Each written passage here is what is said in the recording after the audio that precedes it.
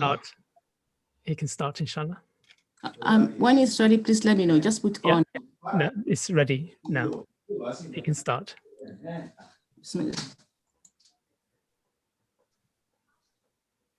Bismillah.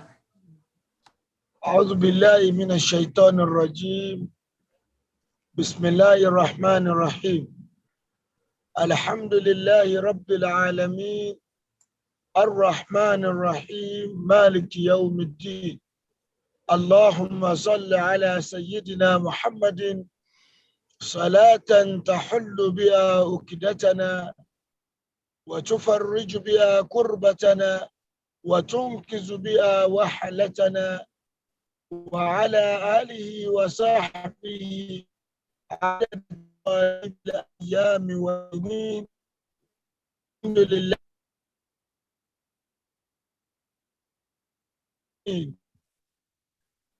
آمين.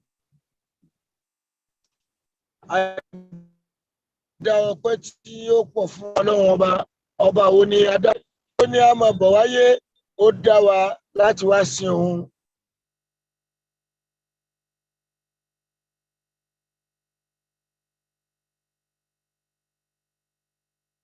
Ìgbà tó wá dá sílé ayé pé ká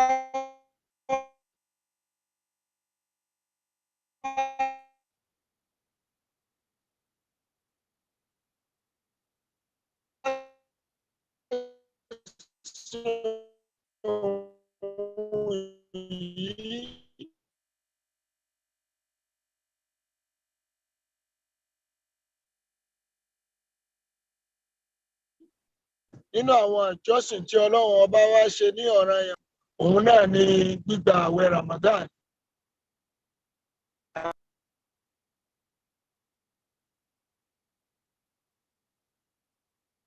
Assalamu alaikum, listeners. We seem to be experiencing some technical difficulties. We've got a live, or we did have a live connection to Nigeria. We're trying to get it back.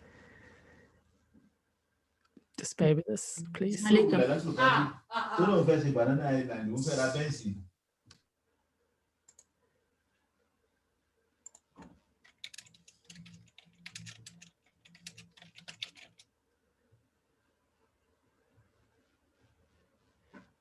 So that was Sheikh Soffiyullah, Folohunsho, Muhammad Kamaldeen from Nigeria.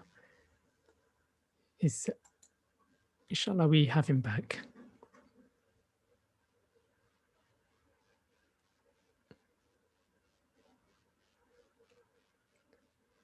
And the Sheikh is just joining the room. Please stay tuned. This is 87.9 FM. Okay, we seem to have lost the signal again. We will try to get him back as soon as we can. Apologies, dear listeners, for these technical issues.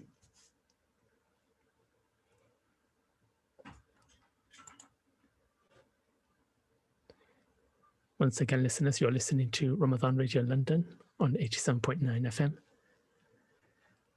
with Sheikh Soffiyullah, Folohunsho, Muhammad Kamaldeen from Nigeria. We seem to be experiencing some connection issues. We are trying to get Sheikh back on the line. Please stay tuned.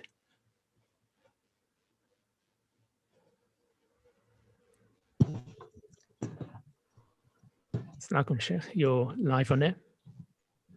Yes, I'm back online now. It's network. It's the network, it's the service that went. I'm back online now.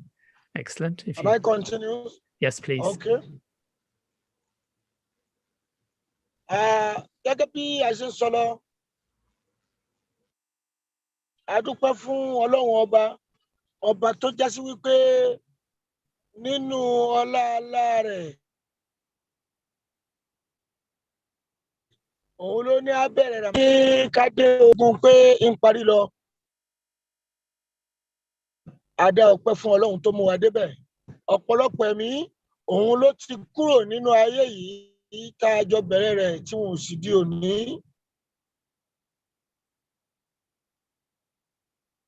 A dúpẹ́ fọ́lọ́run lórí èyí tó ṣe fún wa yìí náà. atọrọ kí àti ìgẹ̀ fún òjíṣẹ́ ńlá Muhammad sallallahu alayhi wa sallam ìkẹ́ Ọlọ́run Ọlọ́run kó máa bá Ànábì Muhammad. Àwọn jàmáà wa tí wọ́n host wa lónìí, Ọlọ́run má sábà wa ṣàlékún dáadáa fún yín, Ọlọ́run kó bá wa dúró tì yín, Ọlọ́run kó bá wa jámọ̀nà yín, Ọlọ́run kó bá wa ṣàlékún dáadáa fún yín. Gbogbo àlùfáà Ànábì Muhammad tó ń gbọ́ wa tó ń wò wá, Ọlọ́run má sábà ṣàlékún dáadáa fún wa. Ẹnu bí tí Ramadan kù sí yìí, Ọlọ́run á bẹ̀ ọ́, àwa tá a rí débi tá a rí dé yìí náà ni ó jẹ́ rí parí ẹ̀, wá jẹ́ aṣọ́pọ̀lọpọ̀ ọdún láyé. Tí gbogbo àwọn tá ń jẹ́ àlùfáà Ànábì Muhammad tá a bá wòye sí bí ọjọ́ ṣe ń rí, bí oṣù ṣe ń lọ, bí ọdún ṣe ń gorí ọdún, a rí wípé ọba àlékè ọlá ṣọlá fún wa púpọ̀, Ọlọ́run ṣọlá fún wa púpọ̀. Ramadan tó lọ lọ́dún tó lọ, a ṣàkíyèsí pé gbogbo wa pátápátá Ọlọ́run dè wá mọ́lẹ̀. Ọlọ́run dè wá mọ́lẹ̀ kò jẹ́ á jáde. Ó ní a máa bẹ nínú ilé. Àmọ́ síbẹ̀síbẹ̀ bá a ṣe wà nínú ilé nìyí, bá a bá tún wo tọ́lọ́run bá tún ṣe fún wa, a rí pọ́pẹ́ náà ló tún já sí. Lọ́ba àlékè ọlá fi ń sọ fún wa pé a'udhu billahi minash shaitanir rajim. Bismillahir rahmanir rahim.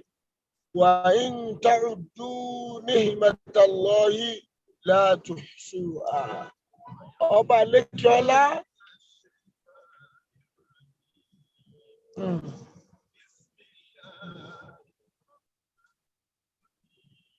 Ọba àlékè ọlá ní tá a bá wò ó,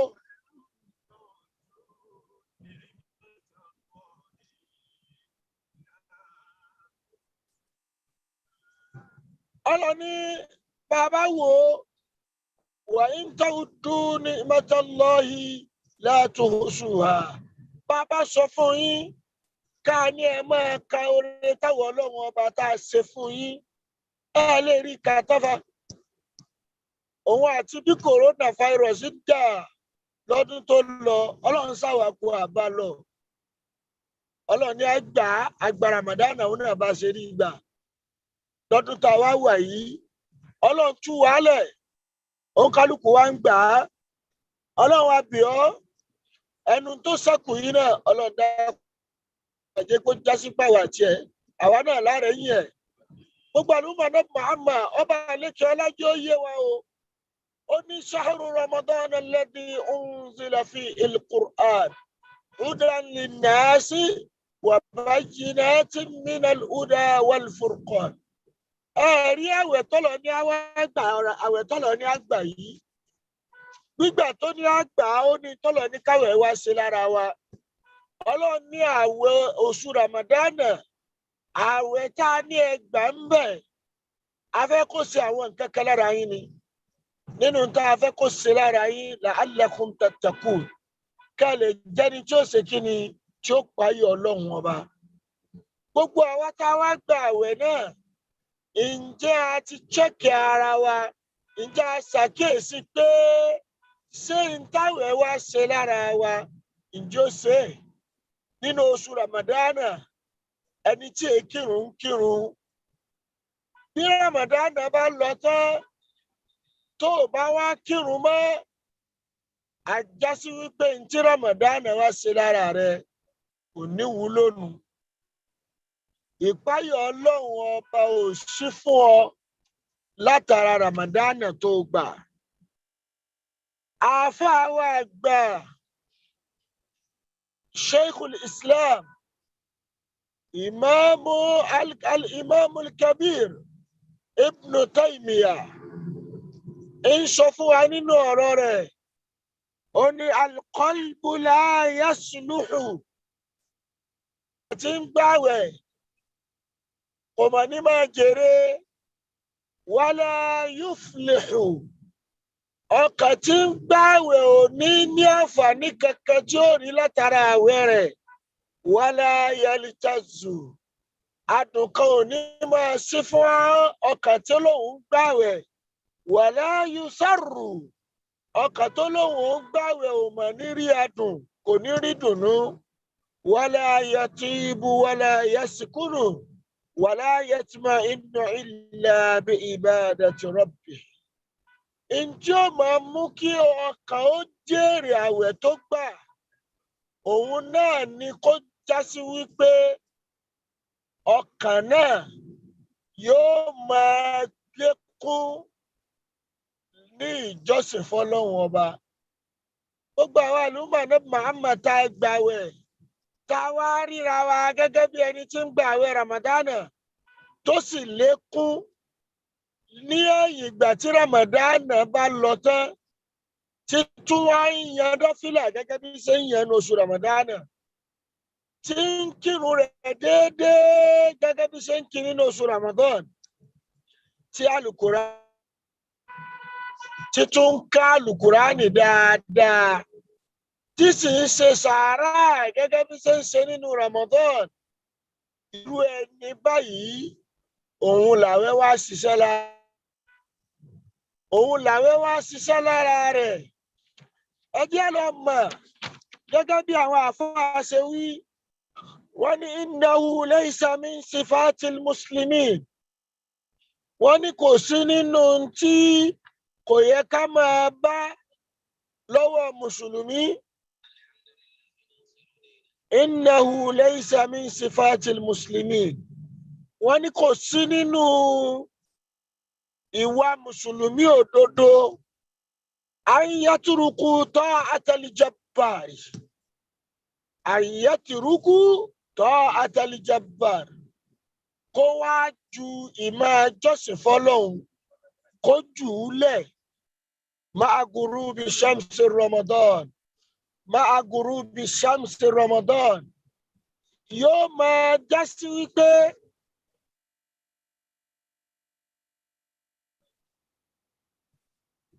an yatruku ta'atal jabbar ma'a gurubi shamsi Ramadan. Kó jásí wípé yóò fi ìmáa tẹ̀lé Ọlọ́hun lẹ̀, ilé Ọlọ́hun ìmáa tẹ̀lé kó wá fi í lẹ̀ ma'a gurubi shamsi Ramadan. Nígbà tí oṣù Ramadana bá ti ṣe kíni tí bá ti ń lọ.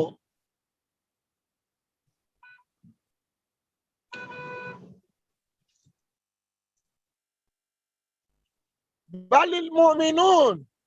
Ó ní mùmínì òdodo as-sadiquna léyìí tó jẹ́ mùmínì òdodo dáadáa ba'da Ramadan ala wajalin wa khawfin. Ba'da Ramadan ala khawfin wa wajalin.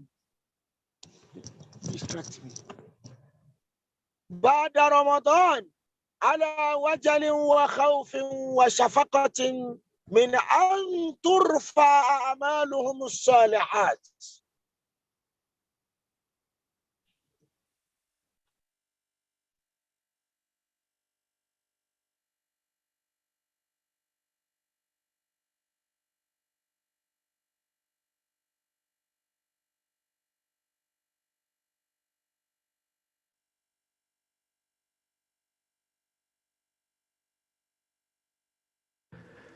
Assalamu alaikum listeners, you're listening to 87.9 FM. We seem to have lost connection to the Sheikh from Nigeria.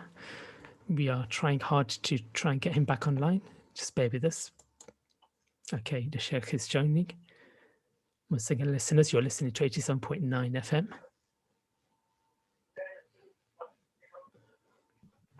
Okay, Sheikh is just coming online. Alhamdulillah, we've reached Oshobo now, and I think the network will be stable.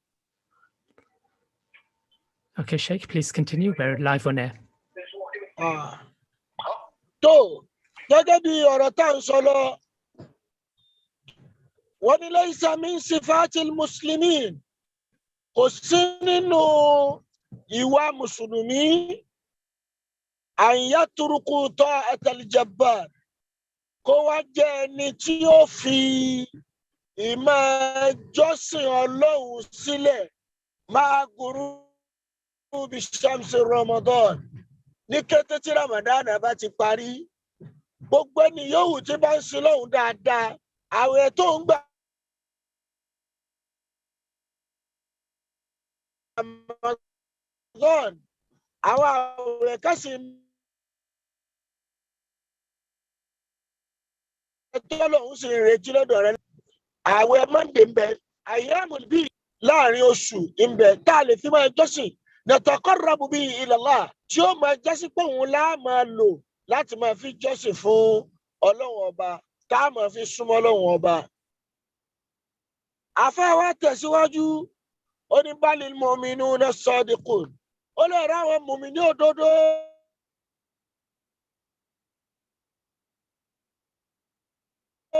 ba'da Ramadan lẹ́yìn tí Ramadan bá ìbànújẹ́ ìbẹ̀rùbojo máa bá wọn látara pé ṣé Ramadan tá a gbà lọ yìí sọ́lọ́run sì gbà fún wa báyìí ṣé Ramadan tá a gbà lọ yìí bọ́lọ́run ṣe ṣàánú wa tó yìí ṣàánú yìí ò bọ́mọ́ mi lọ́wọ́ nígbà tí Ramadan ti wá lọ yìí gbogbo ẹ̀sìn mi tí ń sìn ǹjẹ́ Ọlọ́run ọba yóò gbà fún mi ṣé ìrìyọ̀nù Ọlọ́run ṣé ìrànú Ọlọ́run ṣé ìbójú Ọlọ́run ọba pàdé wọn ni yóò máa jẹ́ ìbànújẹ́ fún ẹni tó bá jẹ́ mùmínì òdodo wàṣáfákọ́tìn yóò máa jẹ́ni tí ó máa wà nínú páyà min an turfa a'maluhum as-salihat fala tuqbal ìjọ máa wá pa wọn láyà tí ó máa bà wọn nú jẹ́ náà ni wípé bonanza tó lọ fún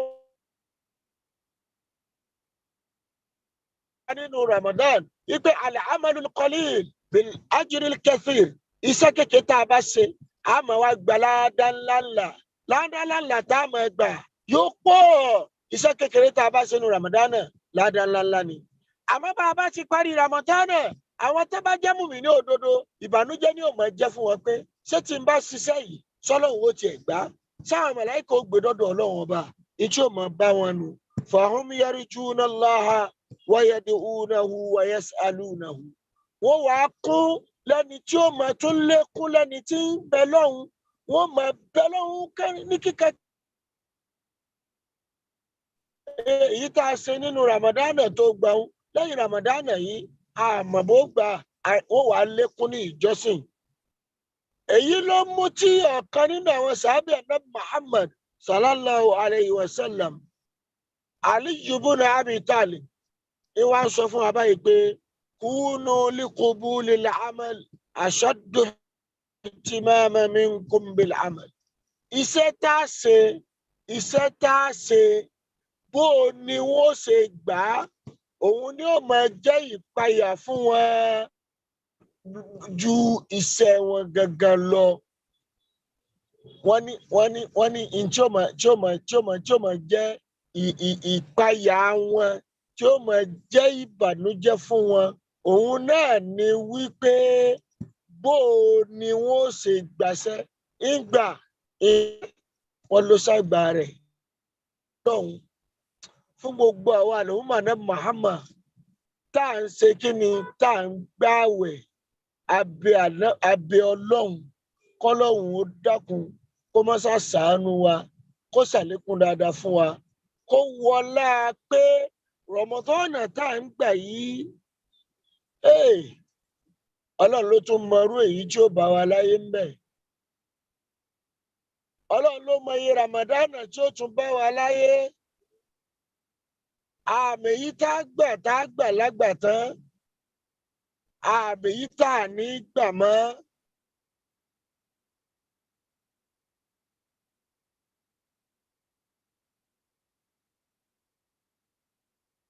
Okay, we seem to have lost connection again. We are trying to get the connection back again. Please stay tuned on Ramadan Radio London, 87.9 FM.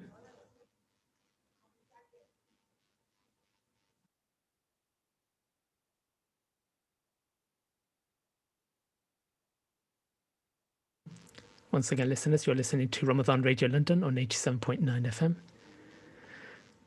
with Sheikh Soffiyullah Kamaldeen from Nigeria. We seem to have lost connection again to Nigeria. We're trying to get it back. And inshallah, he will be back with you very shortly to continue his speech in Yoruba.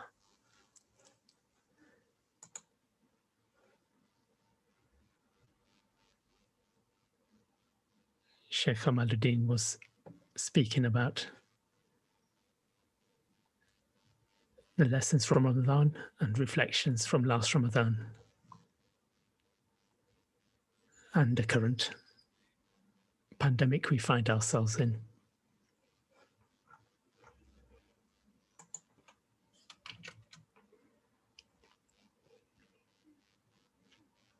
For listeners who have just joined us, you're listening to Ramadan Radio London on 87.9 FM with Sheikh Soffiyullah Folohunsho Muhammad Kamaldeen of Nigeria.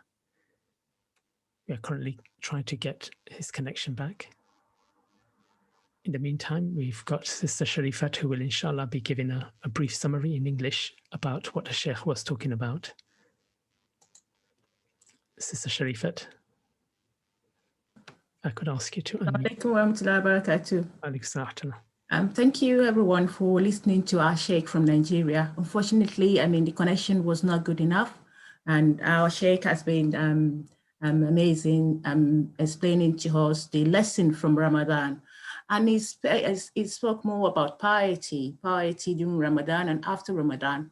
Our Sheikh was able to extend our talks on gratitude, and he explained the situation we are last year in conjunction with what we are now, 18 of the past of COVID-19. Last year was, we can't even go out. We can't even do most of the things that we've been able to do this Ramadan.